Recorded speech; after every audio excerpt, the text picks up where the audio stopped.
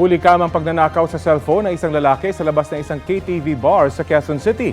Ang suspect naaresto rin matapos ang ilang oras. Balita natin ni Bea Pinlac.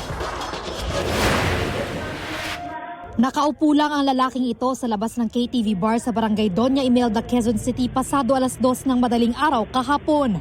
Kinausap pa siya ng 3 lalaking tumatambay rin sa lugar.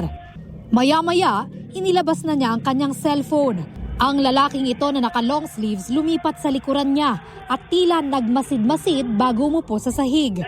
Ang lalaking may hawak ng cellphone tumayo na.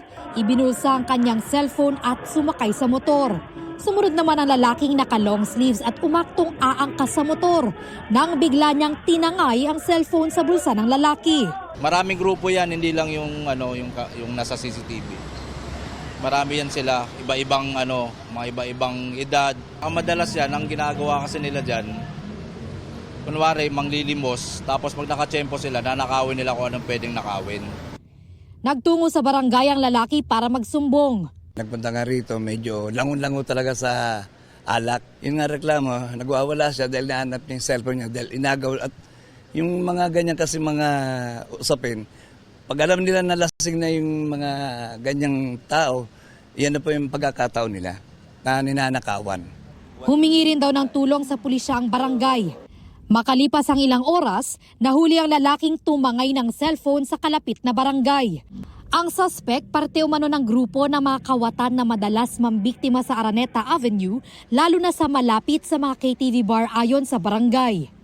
Notorious po kasi hindi lamang po isa, dalawa, paulit-ulit na po sila dyan sa lugar na yan.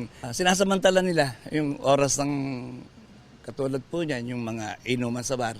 Lagi, gabi-gabi, yan, sila mga, minsan minor de edad, yung pupunta dito.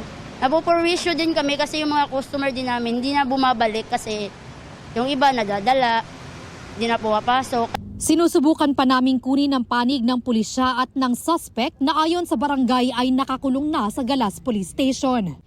Bea Pinlac, nagbabalita para sa GMA Integrated News.